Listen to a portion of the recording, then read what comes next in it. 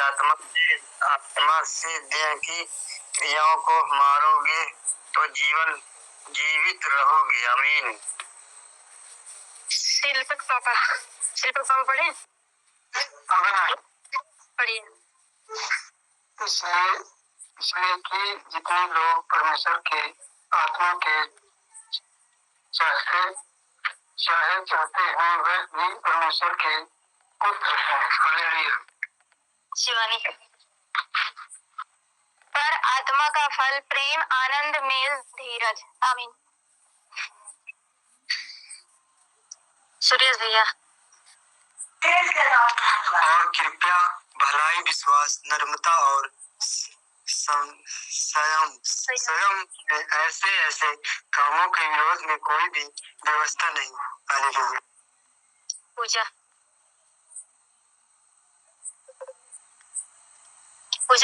पढ़ो। रामपुर पूजा 701।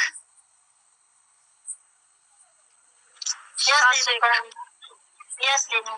और जो मसीह यीशु के हैं उन्होंने शरीर को उसकी लालसाओं और अभिलाषाओं समेत क्रूस पर चढ़ा दिया है। आमीन।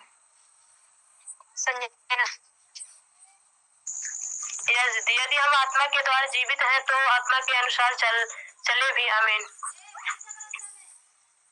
099।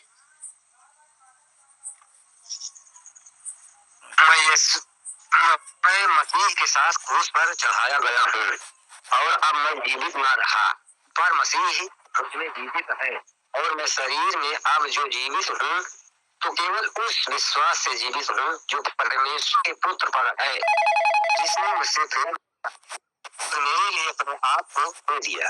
हालेलुया।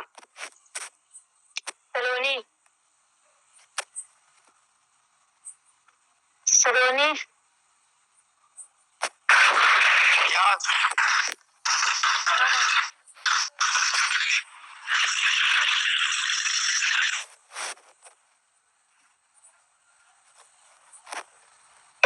दो भारी तलवार से भी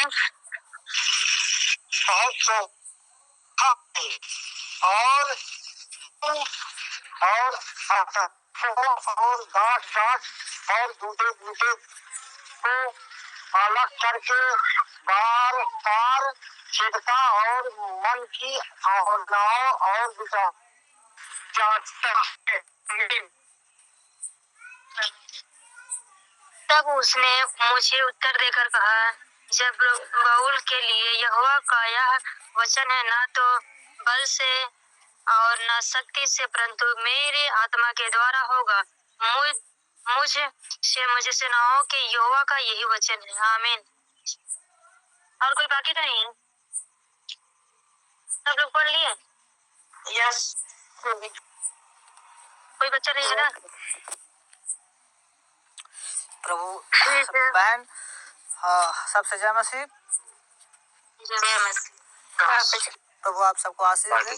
और अब हम जितने भी आप लोगों ने वचन पढ़ा है इन सभी वचनों को सीखेंगे कि परमेश्वर का वचन हम सब से कैसे बातचीत करता है और हमें जब हम प्रभु में हैं तो हमें कैसा जिंदगी जीना चाहिए, हमें प्रभु में कैसे रहना चाहिए, हमें लोगों से कैसे बातचीत करना चाहिए, इस इंसान में रहने में हमें कौन सा काम करना है जिससे हमारे परमेश्वर हमसे प्रसन्न हो सके और हम सदा प्रभु के वचन के अनुसार काम करें।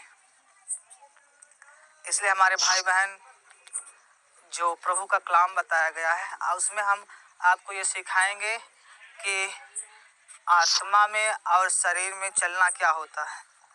आत्मा में कैसे रहोगे तो प्रभु आपका साथ देगा और जब आप शरीर में चलोगे तो शैतान आपका साथ देगा। तो निर्णय और फैसला हमको लेना पड़ेगा।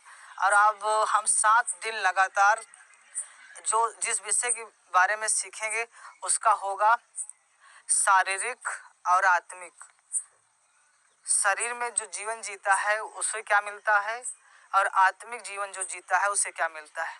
तो हम 7 दिन लगातार इन वचनों के द्वारा सीखेंगे और जो कुछ भी प्रभु बातें करेगा हम सब एक मिल होके उन वचनों को समझेंगे। तो जितने लोग तैयार हैं प्रभु उन सबको आशीष दे और वचनों को सुनने के लिए सब लोग तैयार हो जाएं। सब लोग बोले हालेलुया।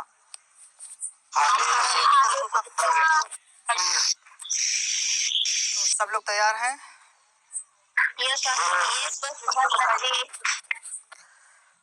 जीसस। प्रभु का कलाम हम पढ़ेंगे, आप लोग ध्यान देंगे। पहला दिया गया है शरीर, मतलब शरीर। शरीर मतलब क्या होता है जो बाइबल में दिया गया है, एक शारीरिक जीवन, एक आत्मिक जीवन। तो हमें पहले ये सीखना पड़ेगा कि शारीरिक बातें क्या है और आत्मिक बातें क्या है। तो यहाँ पर हम पढ़ेंगे जहाँ लिखा गया है रोमियो 8:5 में लिखा गया है, नया नियम में रोमियो 8:5 में लिखा गया है, क्योंकि शारीरिक व्यक्ति शरीर की बातों पर मन लगाते हैं परंतु आध्यात्मिक आत्मा की बातों पर मन लगाते हैं। प्रभु का कलाम कहता है दो व्यक्ति है, एक शारीरिक एक आत्मिक।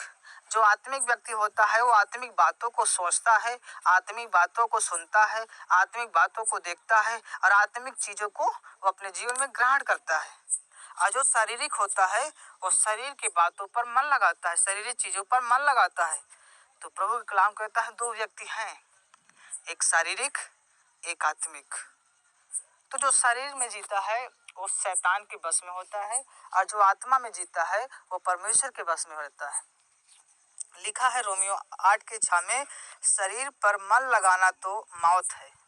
आप सोचिए, बाइबल बताती है जो शरीर पर मन लगाता है, जो शरीर से चलता है, उसे लास्ट में मौत मिलती है। मौत दो प्रकार की होती है। एक मौत होती है जो आत्मा से, प्रभु की संगति से आप अलग हो जाते हो। एक मौत होती है जो आपका प्राण, आपका शरीर छोड़ देता है। जिस दिन आप प्रभु के वचनों को तोड़ते हैं उसी दिन आप मर जाते हैं। और दूसरी मृत्यु होती है शरीर में, जब आपका आत्मा इस शरीर को छोड़ देता है। तो बाइबल बताती है जो शरीर पर मन लगाएगा, जैसा यदि आप नशा करते हो आप शरीर पे मन लगा रहे हो, यदि आप किसी को गाली देते हो आप शरीर पे मन लगा रहे हो, आप चुगली करते हो आप शरीर पे मन लगा रहे हो, आप झूठ बोलते हो आप शरीर पे मन लगाते हो, आप गंदी फिल्म देखते हो आप शरीर पर मन लगा रहे हो। जो आपके शरीर के हानि के लिए है, जो चीज प्रभु के वचन के खिलाफ है, अगर आप करते हो तो बाइबल बताती है तुम शारीरिक हो। अगर आपके अंदर क्रोध है, लड़ाइयाँ है, ईर्ष्या है, जलन है, एक दूसरे से नफरत है, तो आप शारीरिक हैं, आप शरीर में जीवन बिता रहे हैं। तो शरीर में आप जीवन बिताएंगे तो आपको लास्ट में मृत्यु मिलेगी। दो मौत होती है हमने बताया, एक आत्मिक एक शारीरिक। जो शरीर का मृत्यु होता है वो शरीर तुम्हारा प्राण छोड़ देगा। और जो आत्मिक बातें कर रहे हो, जब प्रभु को न्याय करेगा तब वहां पर एक न्याय होगा। जब अगर तुम पापी निकलोगे तो तुम्हें अधोलोक में डाल दिया जाएगा, नरक लोक में डाल दिया जाएगा। लेकिन अगर आप आत्मिक रहोगे तो जब आप सुख लोक में जाओगे तो सुख लोक में से परमेश्वर आपको स्वर्ग लोक में जाएगा, लेकर जाएगा। लेकिन दो चॉइस है, एक आत्मिक एक शारीरिक। 7 वचन में लिखा रोमियो 8:7 में, क्योंकि शरीर पर मन लगाना तो परमेश्वर से दुश्मनी रखना है। बाइबल बताती है अगर तुम शरीर पर मन लगाते हो तो तुम परमेश्वर से दुश्मनी करते हो, तुम अपना दुश्मन परमेश्वर प्रभु यीशु मसीह को बनाते हो। अगर आप शरीर पर मन लगाते हो तो तुम्हारा दुश्मन पहला आपका परमेश्वर बन जाता है। रोमियो 8:7 में लिखा है परमेश्वर से बैर रखना, मतलब अगर तुम शरीर पर मन लगाते हो, गाली देते हो, चुगली करते हो, ईर्ष्या करते हो, नफरत करते हो, गंदी बातें मुंह से बकते हो, अपने शरीर को हानि पहुंचाते हो, तो बाइबल सीधा बताती है कि तुम मुझसे दुश्मनी कर रहे हो। क्योंकि ना तो परमेश्वर की व्यवस्था के अधीन है और ना हो सकता है। परमेश्वर किसी भी व्यवस्था के अधीन नहीं है। 8वां वचन कहता है, रोमियो 8:8 में लिखा है, और जो शारीरिक दशा में है वह परमेश्वर को कभी भी खुश नहीं कर सकता, वो कभी भी परमेश्वर को प्रसन्न नहीं कर सकता, वो कभी भी प्रभु को खुश करके प्रभु से कोई भी अच्छी चीजें नहीं ले सकता। अगर आपको प्रभु से कुछ अच्छी चीजें लेना है तो अपने पिता को प्रसन्न करना पड़ेगा, अपने प्रभु को खुश करना पड़ेगा, जो पिता कहे उसकी आज्ञाओं का पालन करना पड़ेगा। आपको नशों को छोड़ना पड़ेगा, बुराइयों को छोड़ना पड़ेगा, लड़ाइयों को छोड़ना पड़ेगा, चुगली को छोड़ना पड़ेगा, गाली को छोड़ना पड़ेगा। ये सारी जो भी नेगेटिव चीजें हैं इन सब को आपको अपने जीवन से दूर करना पड़ेगा, इन्हें आपको छोड़ना पड़ेगा। इन्हें आप जो नशा करते नशा नहीं कर सकते, किसी भी प्रकार का जो नशीली पदार्थ है इन सबको आपको छोड़ना पड़ेगा। अगर आप नहीं छोड़ते तो आज भी आप परमेश्वर के दुश्मन बने हो और आप शारीरिक जीवन जी रहे हो। कितने लोग समझ रहे हो?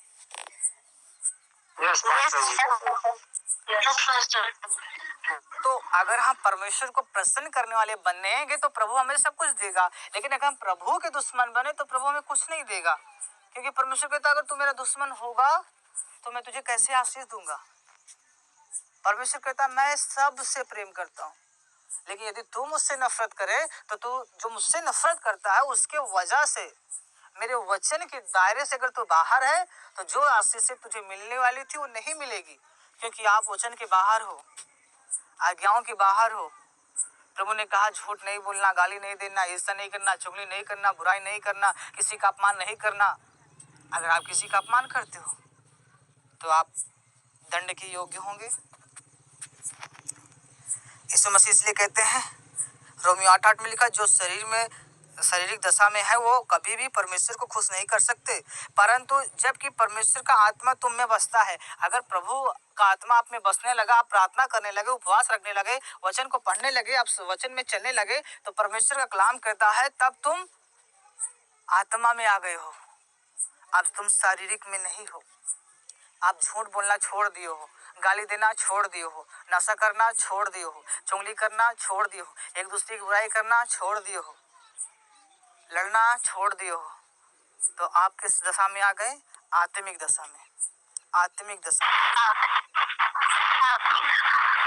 अब जब आत्मिक दशा में आ जाओगे, बाइबल बताती है परंतु आत्मिक दशा में वो है, यदि किसी में मसीह का आत्मा नहीं तो वह परमेश्वर का जन नहीं है, वो मसीह का लोग नहीं है। अगर मसीह का स्वभाव जिनके अंदर नहीं, मसीह की बोली जिसके अंदर नहीं, परमेश्वर का चरित्र जिनके अंदर नहीं, परमेश्वर कहता है वो मेरा जन नहीं, वो मेरे लोग नहीं, वो मेरा पुत्र नहीं, वो मेरा भाई नहीं।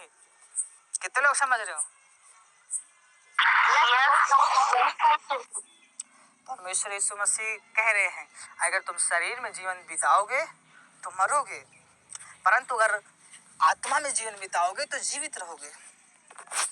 यहाँ पौलुस प्रभु के वचनों को समझाता और बताता है कि दो दशा है, एक आत्मिक है, एक शारीरिक। और आगे 10 में लिखा है, रोमियो 8:10 में लिखा है, और यदि मसीह तुम में है तो देह पाप के कारण मरी हुई है, परंतु आत्मा धर्म के कारण जीवित है।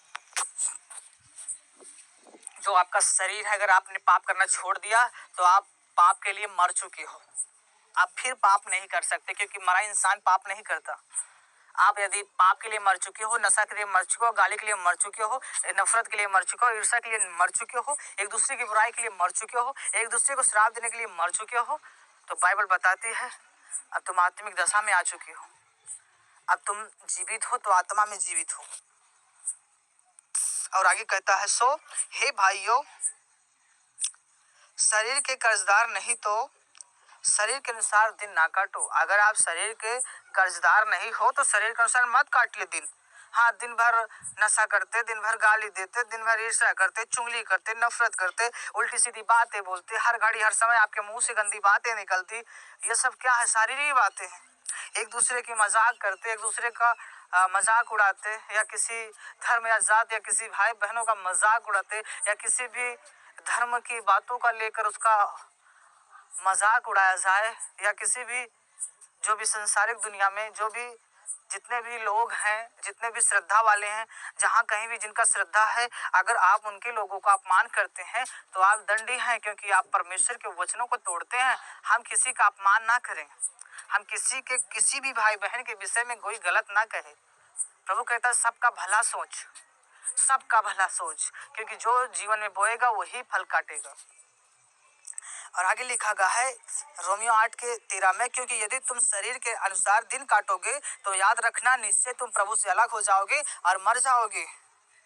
यदि आत्मा से देह की क्रियाओं को मारोगे तो जीवित रहोगे। आत्मा से देह की क्रियाओं को मारो। आपका मन कर रहा है नशा करने के लिए, आपको नशा नहीं करना है। अगर आप नहीं कर रहे हैं, अब मन कर रहा है और नहीं कर रहे हैं, तो आप आत्मा से देह की क्रियाओं को मार रहे हैं।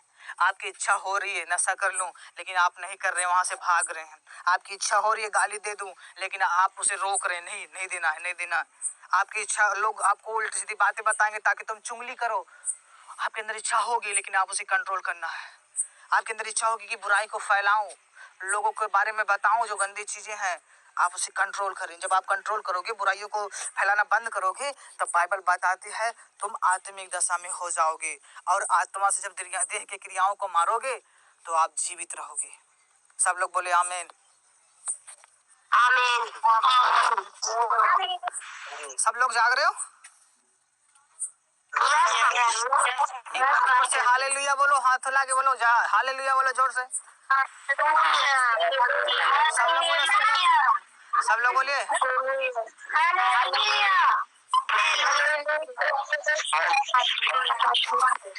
आप जानते हो प्रभु का कलाम कहता है हालेलुया का मतलब प्रभु की महिमा हो, प्रभु की बड़ाई हो। यीशु मसीह महान खुदा हो, दयालु, सामर्थ्य, अनुग्रहकारी, प्रकार प्रभु, प्रभुओं के प्रभु, राजाओं के राजा की जय जयकार हो। हालेलुया का मतलब होता है प्रभु की प्रशंसा करना, प्रभु को नाम ऊंचा उठाना, प्रभु की महिमा करना। आप जानते हो आमीन का मतलब होता है जैसा हम चाहते हो वैसा हमारे जीवन में हो जाए। प्रभु कलाम कहता है देह की क्रियाओं को मारो। यदि आपकी शरीर कुछ गलत खाने के लिए बोल रही है, जैसे कह रही है कि आज दारू मिल जाए तो नहीं, गुटखा मिल जाए तो, तंबाकू मिल जाए तो ये आपके शरीर मांग रही है, इच्छा हो रहा है, देखने से इच्छा हो रही है, सुनने से इच्छा हो रही है, बोलने से इच्छा हो रही है, तो बाइबल बताती है उस क्रिया को मार डालो जो इच्छा हो रही है। उस चीज के पास मत जाइए, उस चीज के विषय में ना सुनिए, उस चीज को मत देखिए, उस चीज को छूना भी नहीं। यदि अगर आप उसको सुनोगे और उसे देखोगे, उसे छूओगे, तो आपके मन में होगा आप इसे पी भी सकते हैं, खा भी सकते हैं।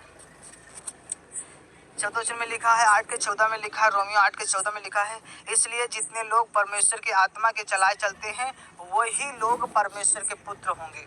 वही लोग परमेश्वर के पुत्र होंगे। कौन लोग? जो आत्मा में चलेंगे। कौन से, कैसे आत्मा में चलेगा? गलाती 5:22 और 25 में लिखा हुआ है, प्रेम, आनंद, मेल, धीरज, कृपा, भलाई, नम्रता और संयम, विश्वास और संयम। तो प्रभु के जो 9 फल हैं, 9 चरित्र, 9 स्वभाव जो प्रभु के हैं, वो चरित्र, वो स्वभाव, वो गुण हम सब के अंदर आए। जब प्रभु का चरित्र, प्रभु का स्वभाव, प्रभु की बोली हमारे जीवन में आएगी, तब हम आत्मिक दशा में जीते हैं, तब हम परमेश्वर के पुत्र कहलाते हैं। तब हम जब कुछ भी प्रभु से मांगते हैं तो परमेश्वर हमारी पुकार को सुनता है और मुझे आशीष देता है, और हर एक बला से, हर एक संकट से वो बचा के रखता है। वो जीवित खुदा, वो महान खुदा, वो कहता है तुम सब अपने आप को शुद्ध रखो, तुम सब अपने आप को पवित्रता का जीवन जी लो, तुम सब इस संसार में रहकर अच्छा जीवन जिए, आनंद वाला, शांति वाला, विश्राम वाला, ये सब जीवन जीना चाहिए आपको। ये नहीं कि आपके पास कितना भी पैसा क्यों ना हो, अगर आपके घर में शांति नहीं, आनंद नहीं, विश्राम नहीं, तो सब कुछ बेकार है। परमेश्वर कहता है मैं तुम्हें अपनी शांति दूंगा, मैं तुम्हें अपना आनंद दूंगा, मैं तुम्हें अपना विश्राम दूंगा। लेकिन प्रभु कब?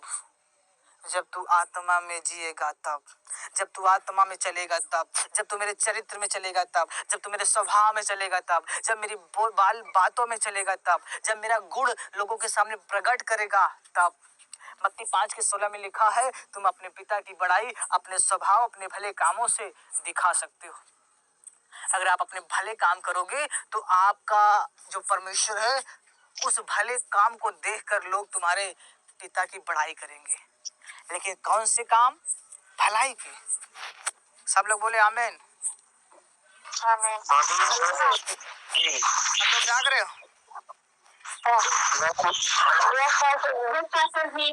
जागते रहिए, ठीक है, क्योंकि प्रभु का जो कलाम कहता है, जो हम अब सीखने की बारी आई है कि हम आत्मा में कैसे जिएंगे, शरीर में कैसे जिएंगे। याद रखना, अगर आप ये दोनों सीख लोगे ना तो प्रभु का अनुग्रह सदा आप पे बना रहेगा। आप चाहेंगे तो आप प्रभु का अनुग्रह आपके ऊपर होगा, और आप चाहेंगे तो आपका जो प्रभु का अनुग्रह आपके जीवन से दूर हो जाएगा। लेकिन चाहना आपको पड़ेगा, निर्णय आपको लेना पड़ेगा, फैसला आपके हाथों में होगा। अब हम देखिए आत्मा के विषय में पढ़ते हैं, जहां लिखा है गलाती 5:22 में लिखा है, पर आत्मा का फल प्रेम। पहला है प्रेम, सबसे प्रेम करो, अपने बैरी से, दुश्मन से, सताने वालों से, आपको जो गाली देता है उससे प्रेम करो, आपसे जो नफरत करता है उससे प्रेम करो। आपके घर वाले कितना आपसे नफरत करते हैं, आप उनसे प्रेम रखो, उनकी बातों को मानो। जो आपसे कहते हैं, अगर आपके पास वो हौसला है, वो ताकत है, तो आप उनकी मदद कीजिए, उनकी सहायता कीजिए। ये प्रेम है। यदि आप उससे कोई नफरत करता है, लेकिन आप उससे नफरत ना करें। यदि कोई आपको सता रहा है तो आप उसके लिए, सताव के लिए प्रार्थना कीजिए, प्रभु से आशीष दें। यदि वो संकट में है तो उसके लिए दुआ कीजिए। बाइबल बताती है, और कृपा, प्रेम, आनंद, मेल, धीरज, कृपा, भलाई, विश्वास, नम्रता और संयम, ऐसे से कामों के विरोध में कोई भी व्यवस्था नहीं है, कोई भी नियम कानून नहीं है, कोई भी रीति रिवाज नहीं है। ये जो स्वभाव है, ये जो चरित्र है, यीशु मसीह का, ये चरित्र सबके जीवन में दिखना चाहिए, ये स्वभाव सबके जीवन में दिखना चाहिए। यीशु मसीह की बोली, यीशु मसीह का स्वभाव, यीशु मसीह का उठना, यीशु मसीह का बैठना, यीशु मसीह का चलना आपका कैसा है, आपका चाल चलन कैसा है, आपका चरित्र कैसा है। क्या आपके स्वभाव के द्वारा, क्या आपके बोली के द्वारा आपके पाप की महिमा होती है कि आपके पाप की बुराई होती है? क्या आपके चरित्र के द्वारा किसी का भला होता है कि आपके चरित्र के द्वारा किसी को बदनाम किया जाता है? तो आपका चरित्र ही आपको ऊंचा उठा सकता है, और आपका चरित्र ही आपको नीचा कर सकता है। ये चरित्र, ये स्वभाव, ये गुण किसके हैं? अगर आपका चरित्र, आपका गुण, आपका स्वभाव यीशु का नहीं, तो यीशु का जो फल है, जो प्रभु का आशीष है, जो अनुग्रह है, वो आपके जीवन में नहीं आ सकता। याद रखना भाई और बहनों, अगर आप प्रभु का स्वभाव, प्रभु का चरित्र, प्रभु का गुण अपने जीवन में लेकर चलोगे, तो परमेश्वर ने कहा, ये मेरे पुत्र हैं, मैंने आशीष दूंगा। प्रभु ने कहा, यदि मैं तुम में बना रहा, तुम मुझ में बना रहे, तो जो चाहे मांग तेरे लिए हो जाएगा, जो चाहे मांग तेरे लिए हो जाएगा। सब लोग बोले आमीन। आप जानते हो बाइबल बताती है, और जो मसीह यीशु के हैं, उन्होंने शरीर को उसकी लालसाओं और अभिलाषाओं समेत क्रूस पर चढ़ा दिया है। यदि हम आत्मा के द्वारा जीवित हैं, तो आत्मा के अनुसार चलें। आत्मा, आत्मा, गलाती 5:22, आत्मा यीशु मसीह का चरित्र, आत्मा यीशु मसीह का स्वभाव, आत्मा यीशु मसीह की शिक्षा। आप जानते हो, जब पौलुस शारीरिक जीवन जी रहा था तो लोगों को सता रहा था, लेकिन जैसे वो आत्मिक जीवन जीने लगा, तो वैसे ही परमेश्वर के वचनों पर पालन करने लगा, प्रभु के लिए और सारे दुखों को उठाने लगा, लोगों के लिए प्रार्थना करता था, लोगों को बताता था, भाई और बहनों, पाप की जिंदगी को छोड़ो, बेविचार की रास्तों को छोड़ो, वो लड़ाइयाँ, वो झगड़े, वो नफरत, वो ईर्ष्या, वो क्रोध, वो बैर भाव, इन सब को दूर करो, परमेश्वर को प्रसन्न करने वाले बनो। जैसे हनोक परमेश्वर को प्रसन्न किया और वो जीवित उठा लिया गया। एलिया परमेश्वर को प्रसन्न किया और जीवित उठा लिया गया। कितने लोग समझ रहे हैं?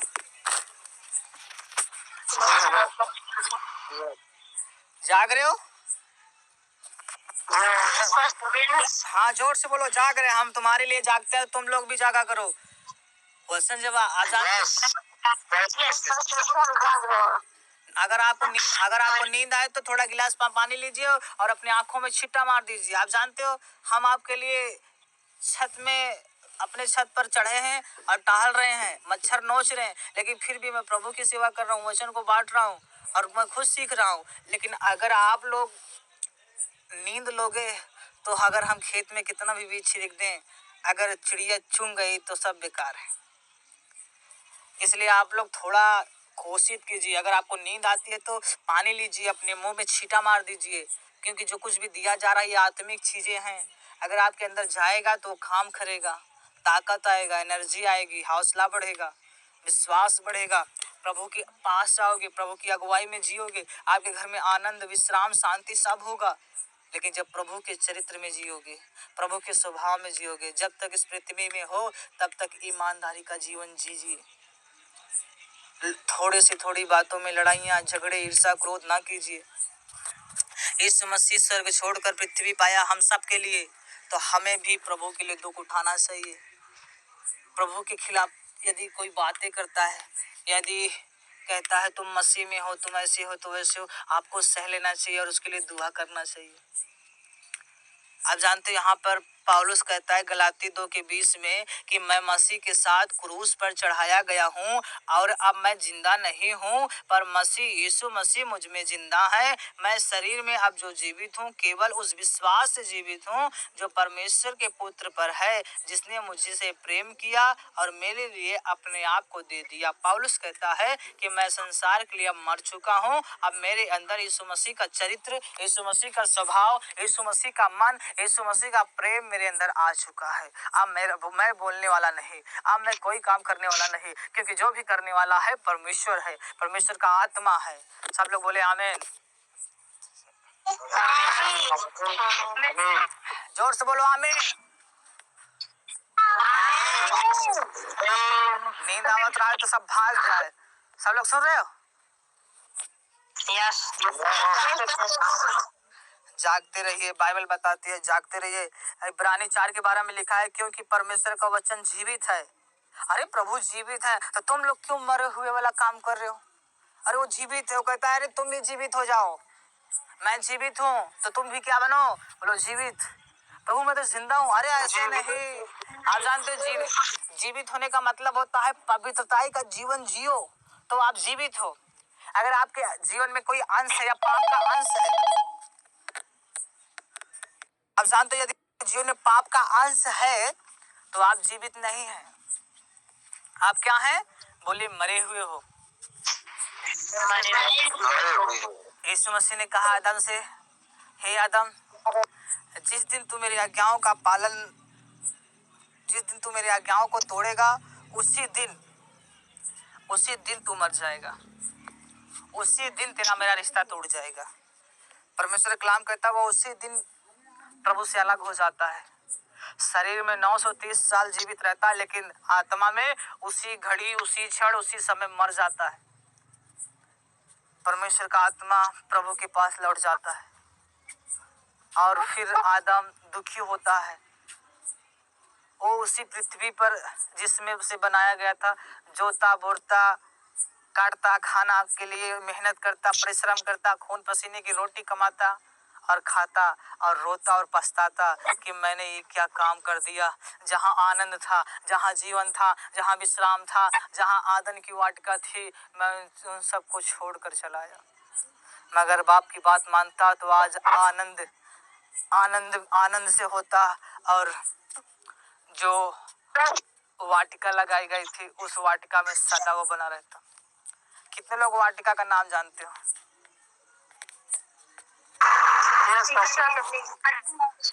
बोलो कौन सा वाटिका? आदन वाटिका।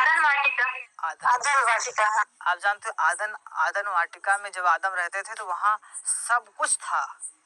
आशीष, संपन्नता, आनंद, विश्राम, शांति, खुशी, सब कुछ था। लेकिन जहाँ सब कुछ था वहाँ एक गलती के कारण सब कुछ चला गया।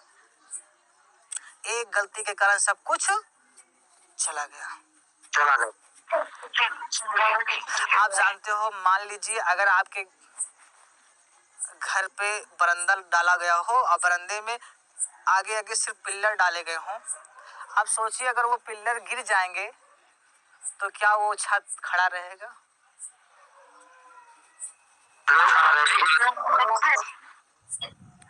वो छत क्या हो जाएगा? गिर जाएगा। क्यों? क्योंकि सारा जोर उस पिल्लर पे दिया गया था। वैसे परमेश्वर ने सारा जोर अपनी आज्ञा पे दिया था। बड़े प्यार से आदम को बोला था, आदम इन आदन वाटिका में जो कुछ भी खाने को हो बिना मुझसे पूछे तू खा सकता है।